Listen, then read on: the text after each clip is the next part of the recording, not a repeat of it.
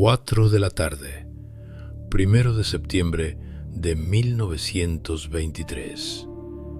En el centro de Tokio, una columna de fuego de 90 metros de altura gira a 80 kilómetros por hora. Dentro de ella hay 38.000 personas. 15 minutos después, sobreviven 300. 4 horas antes, 11:58 de la mañana, sábado, hora del almuerzo. El suelo de Tokio se levanta 3 metros. Las grietas en el asfalto se tragan tranvías enteros. Luego, se cierran encima. 88 incendios estallan al mismo tiempo en Yokohama. 130 en Tokio. El tifón, cercano a la península de Noto, arrastra vientos cambiantes hacia la bahía. Las brasas de los kamados, las cocinas tradicionales a carbón, caen sobre suelos de tatami. Toda la ciudad enciende a la vez. Las tuberías de agua revientan en cada distrito. Los bomberos no tienen presión durante 2 días. La temperatura en el centro de los focos supera los 1000 grados. El alquitrán de las calles se funde. Personas que intentan correr quedan pegadas al suelo por los pies. Yokohama, borrada del mapa. Esto lo escribe Hugh Byas, corresponsal del Times de Londres, el 6 de septiembre. Tokio, 60% de la población sin techo. En la prefectura de Kanagawa, laderas enteras se deslizan hacia el mar, arrastrando aldeas completas. Continentes distintos en una misma cadena de placas tectónicas. Las víctimas se cuentan. 105.000 muertos según el informe oficial. 142.000 con los desaparecidos. 37.000 cuerpos nunca encontrados. El 90% no por el temblor, por el fuego. Versión oficial: un terremoto fuerte coincidió con un día de viento. La realidad: una cadena de 5 factores que se ensamblaron en 40 minutos. Sísmico, meteorológico, arquitectónico, infraestructural y social. Si uno solo de los 5 hubiera fallado, el número de muertos habría sido la 10ª parte.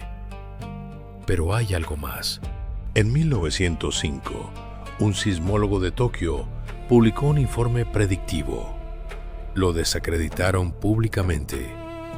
El informe se conservó en los archivos del Instituto Imperial. Salió a la luz solo en 1925, 2 años después de que su predicción se cumpliera. La cuestión no es si el terremoto de Kanto podía evitarse. La cuestión es por qué un país entero ignoró una predicción documentada durante 18 años. ¿Quién decidió que 100.000 vidas eran un precio menor que admitir un error científico? ¿Por qué 40.000 personas eligieron como refugio el lugar exacto donde se concentró el fuego? Y si la misma falla geológica sigue activa bajo Tokio, ¿qué pasará cuando vuelva a fallar? Hacia el final de este video quedará claro por qué 3 minutos después de las 11:58 hubo, en realidad, 3 terremotos consecutivos. ¿Por qué un sismólogo en 1905 escribió, con 18 años de antelación, una sentencia de muerte que nadie quiso firmar? ¿Y por qué la cuenta atrás para el próximo gran terremoto de Tokio ya va por 103 años, 3 décadas pasada la fecha que él mismo había calculado? 11:58 y 32 segundos, hora local de Tokio. La aguja del sismógrafo del Instituto Imperial se sale del papel. En la sala, el sismólogo Akitsune Imamura lleva 18 años marginado por una predicción que acaba de cumplirse.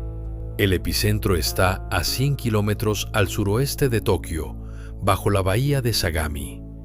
La placa filipina se hunde bajo la placa de Oyotsk a lo largo de la fosa de Sagami. La ruptura no es simple, ocurre por etapas. Primer choque, 11:58, magnitud 8,0. 10 segundos después, una segunda ruptura cerca de la península de Miura. A las 12:01, réplica de magnitud 7,2, bajo la bahía de Tokio. A las 12:03, otro choque de magnitud 7,3 en la prefectura de Yamanashi.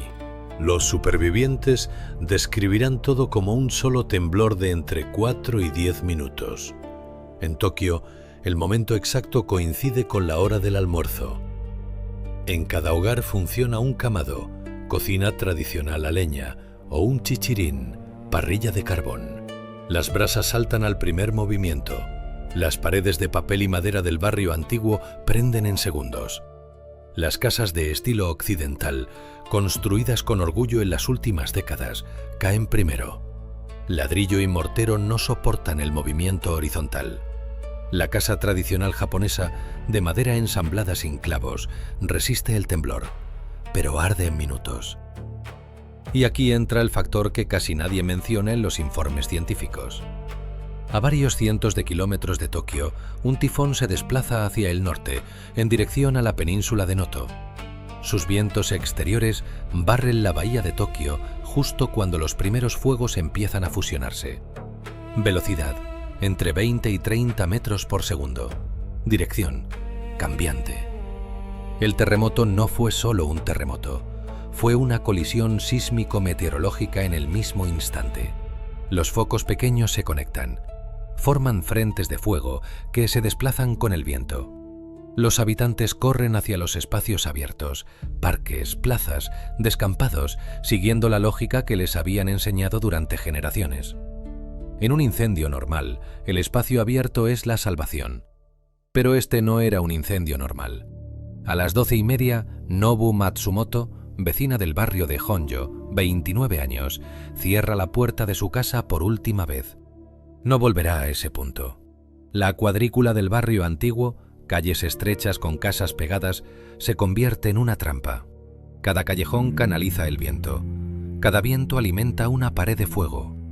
A las 2 de la tarde, las tuberías rotas escupen agua a borbotones en el subsuelo. Los bomberos se quedan sin presión. La radio aún no transmite información oficial. La red de telégrafos está caída. Tokio queda incomunicada del mundo exterior durante más de 12 horas. En el barrio de Yoshiwara, un recinto amurallado del que solo se sale por 2 puertas, los frentes de fuego rodean a la población. La construcción cerrada, que durante siglos había servido para contener a los habitantes, ese día les niega la salida. 630 personas mueren atrapadas contra los muros. A las 4 de la tarde, en un solar de 5 hectáreas en el barrio de Honjo, 40.000 personas han encontrado refugio. Han llegado caminando durante horas con carretas cargadas de sus enseres. El descampado es enorme. Está rodeado de edificios bajos. Es el lugar al que los manuales de bomberos llevan recomendando huir desde hace 30 años. Sobrevivirán 300. El antiguo depósito de uniformes del ejército, Rikugun Honjo Hifukusho. 5 hectáreas de descampado al este del río Sumida. En 1923 ya no se usaba con fines militares. Era un espacio vacío rodeado de edificios de madera.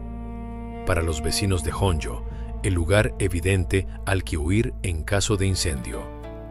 Hacia las 2 de la tarde, las primeras familias llegan con carretas de mano cargadas de muebles, futones, ropa y enseres de cocina. Para las 4, en el solar hay 40.000 personas y miles de carretas. Combustible compactado en 6 campos de fútbol. A las 4:30, los frentes de fuego que avanzaban desde 3 direcciones distintas se encuentran en los bordes del descampado. El viento del tifón empuja el aire caliente hacia el centro del espacio abierto. Ese aire, al calentarse a más de 1000 grados, asciende. El aire frío de los lados es succionado hacia adentro. Empieza a girar. Lo que se forma sobre el depósito Honjo es un huracán de fuego. En la literatura científica se llama Fire Whirl, una columna giratoria de aire sobrecalentado y llamas. Altura entre 70 y 90 metros.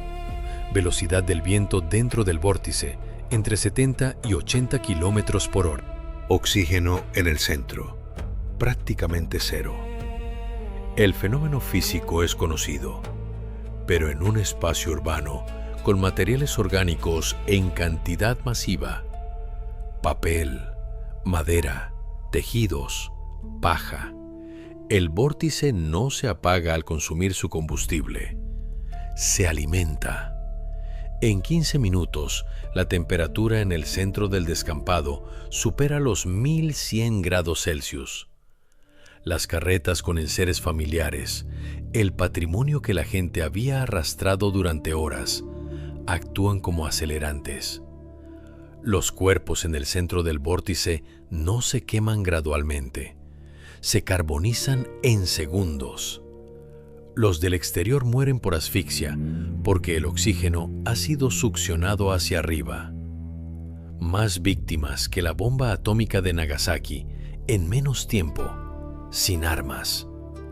38.000 muertos en 15 minutos.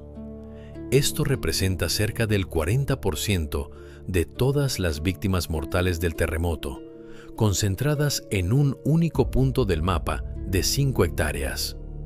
Las descripciones de los supervivientes coinciden en un detalle inquietante.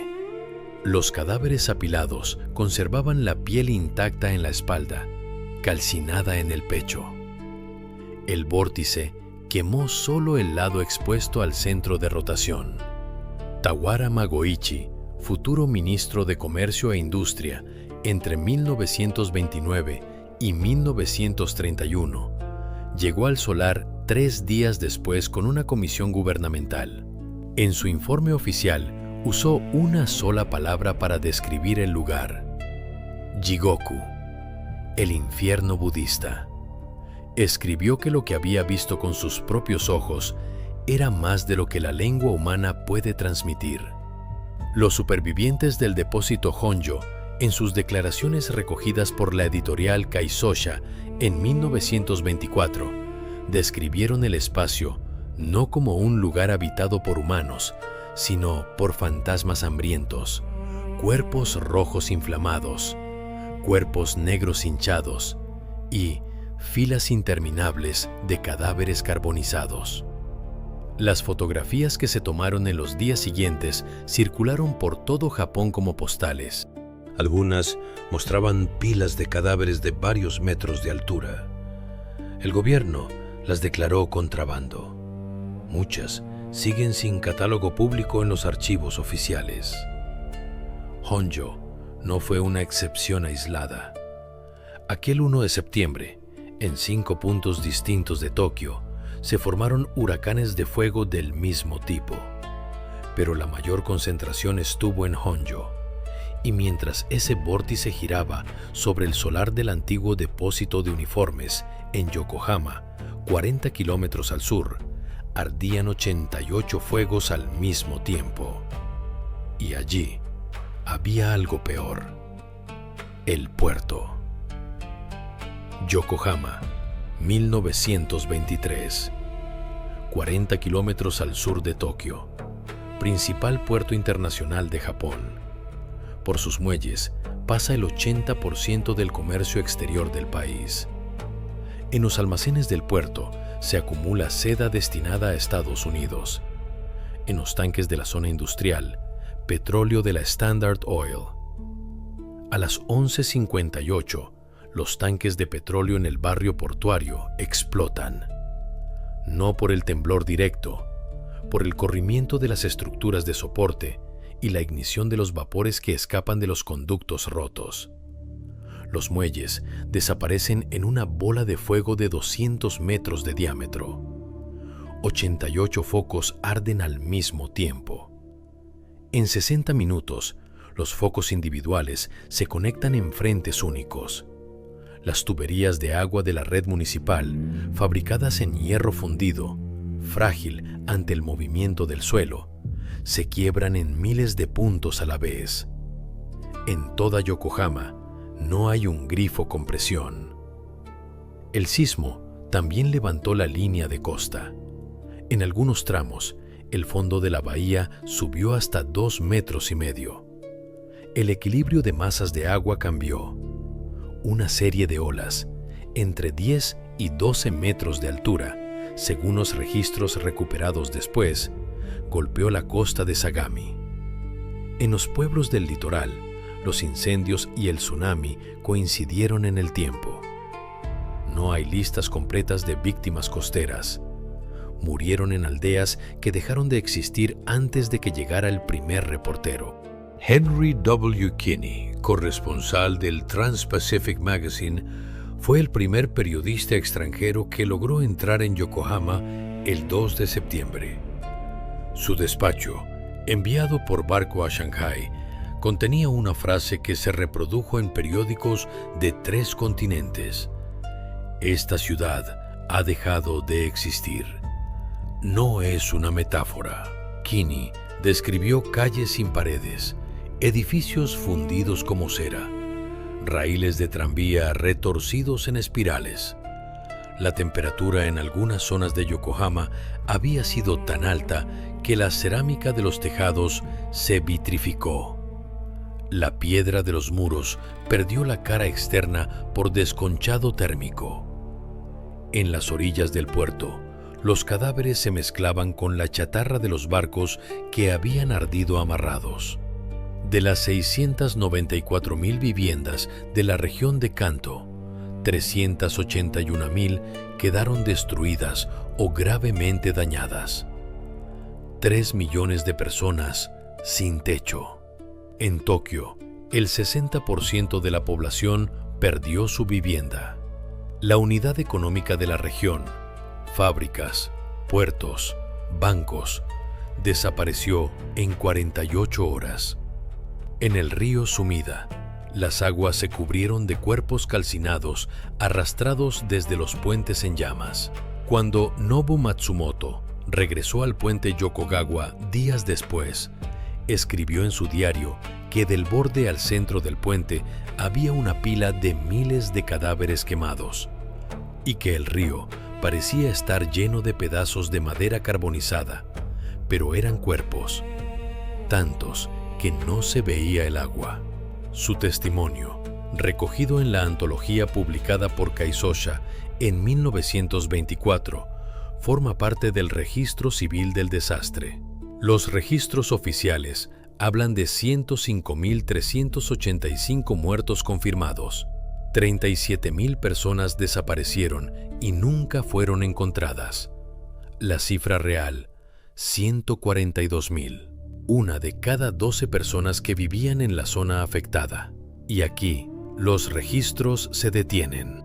Porque al tercer día, mientras los frentes de fuego aún humeaban en los suburbios, en las plazas de Tokio comenzaron a reunirse grupos de hombres con palos. Por las calles pasaba de mano en mano un papel impreso. Sobre el papel, un rumor. El segundo desastre acababa de empezar, y este no lo había provocado la Tierra. 1905. Akitsune Imamura, profesor de sismología del Instituto Imperial de Tokio, publica un artículo en una revista científica. Su tesis es directa. La región de Kanto está sometida a un ciclo sísmico de aproximadamente 70 años. La última gran ruptura data del periodo Ansei. Un nuevo terremoto, según sus cálculos, ocurrirá en las próximas 5 décadas. Si llega en hora de comida, los incendios podrían matar a más de 100,000 personas. Su superior académico, Fusakichi Omori, sismólogo más prestigioso de Japón, miembro de la Academia Imperial, autor de la curva sísmica que aún lleva su nombre, responde públicamente con un artículo demoledor. Acusa a Imamura de alarmismo, de incompetencia, de poner en riesgo la estabilidad social. Imamura queda marginado. Durante 18 años no obtiene plaza fija. Sus alumnos pierden becas. Su nombre desaparece de las publicaciones internacionales. 1 de septiembre de 1923, 11:58 de la mañana. Imamura está en el observatorio del Instituto Imperial. Mira el sismógrafo. La aguja se sale del papel. Su predicción acaba de cumplirse con un margen de meses respecto al plazo que él mismo había escrito 18 años atrás. Detalle sin valoración. En ese mismo momento, Fusakichi Omori se encuentra en Australia, en un congreso internacional de sismología. Regresa a Japón en barco gravemente enfermo. Muere el 8 de noviembre del mismo año, 68 días después del terremoto que él había declarado imposible. Mientras Imamura analiza los registros, en las calles de Tokio comienza el segundo desastre. 3 de septiembre. Los periódicos Hochi Shimbun y Tokyo Asahi Shimbun publican rumores como hechos. Coreanos residentes en Tokio están envenenando los pozos de agua, incendiando casas, organizando un levantamiento, aprovechando el caos. La verdad técnica. Las tuberías reventadas escupen agua turbia mezclada con sedimentos del subsuelo. Brasas dispersas del tifón provocan nuevos focos. Ninguna conexión con la población coreana, que en Tokio sumaba unas 20.000 personas, en su mayoría obreros traídos durante la ocupación japonesa de la península de Corea, iniciada en 1910. El Ministerio del Interior declara la ley marcial. Pero antes de que el ejército pueda controlar las calles, se forman grupos de vigilantes, los Jikeidan, armados con palos de bambú, cuchillos y a veces rifles. En cada cruce instalan controles. Quien no pronuncia palabras como Yugoen, Gojisen, 15 yenes, 50 sen, con acento tokiota, es ejecutado en el acto.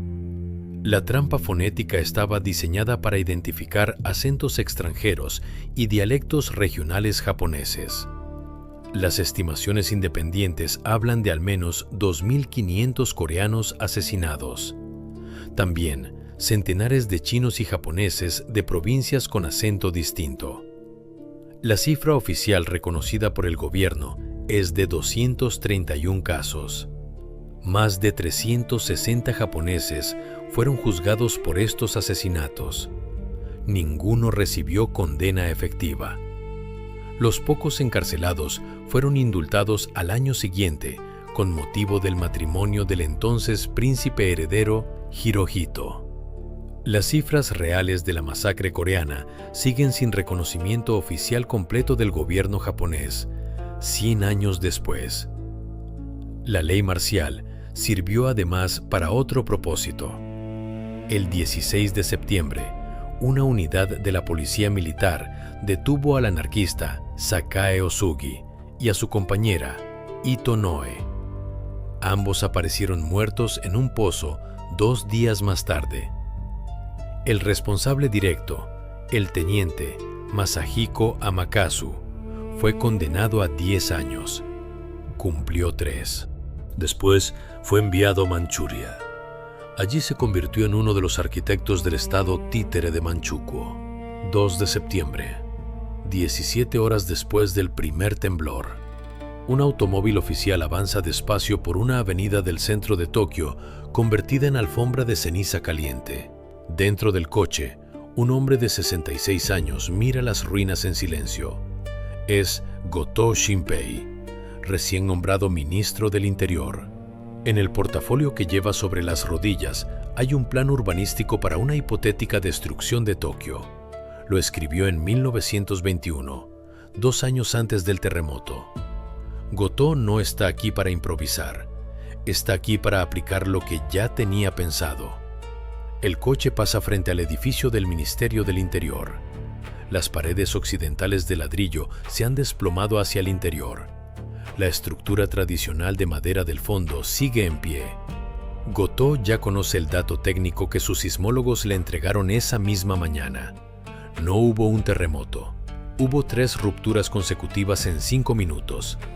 11:58, 12:1, 12:3. El suelo se movió durante tanto tiempo que ningún edificio diseñado para un solo sismo pudo aguantar. En la siguiente esquina, un poste meteorológico volcado todavía marca la dirección del viento de la víspera. Gotō lo entiende sin que nadie se lo explique. El tifón, próximo a la península de Noto, trajo vientos cambiantes de hasta 30 metros por segundo. Sin ese viento, los focos individuales no se habrían conectado.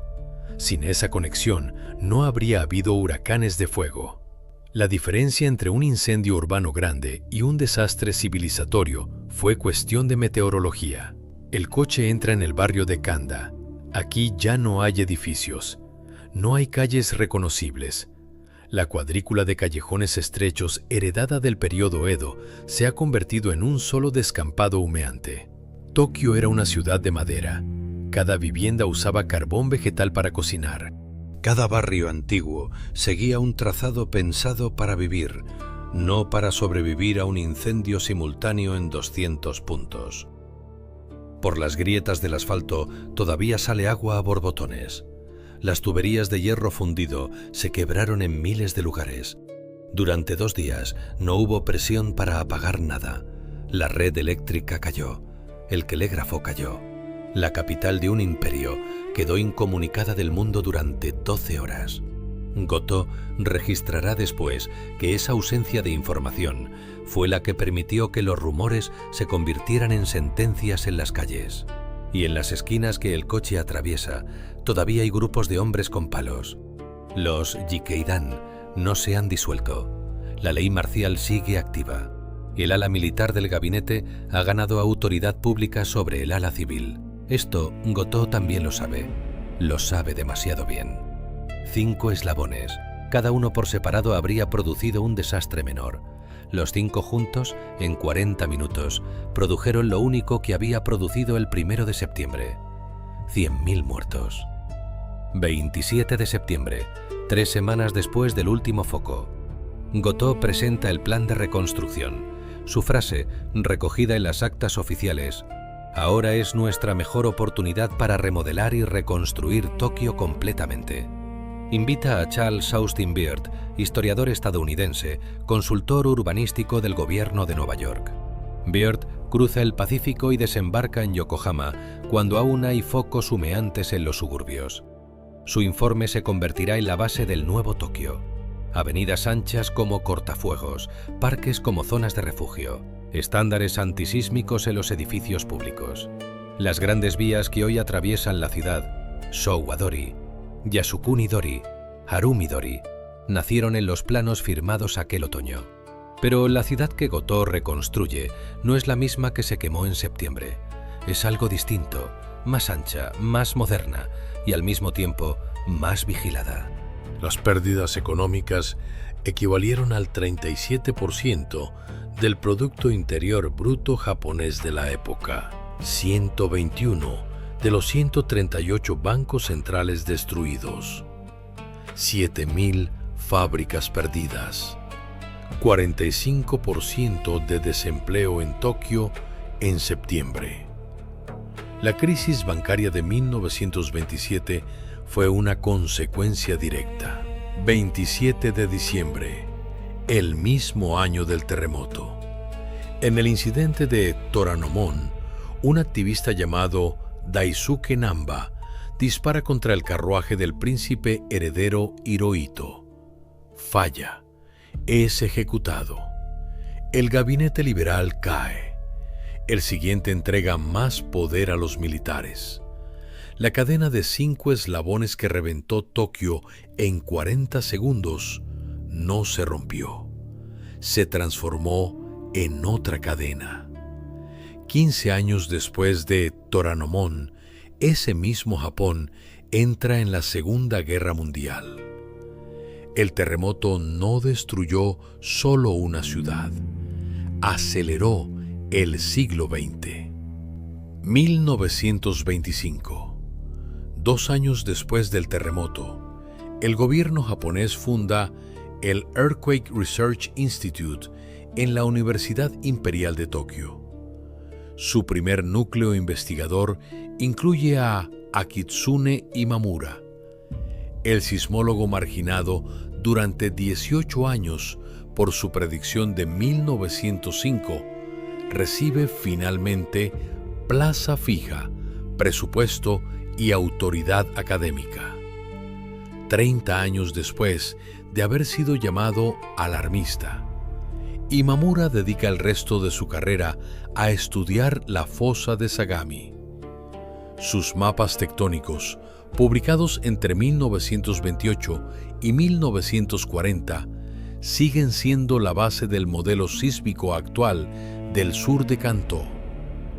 Murió en 1948, a los 77 años, sin haber recibido nunca una rehabilitación pública por la campaña de desprestigio que sufrió en 1905.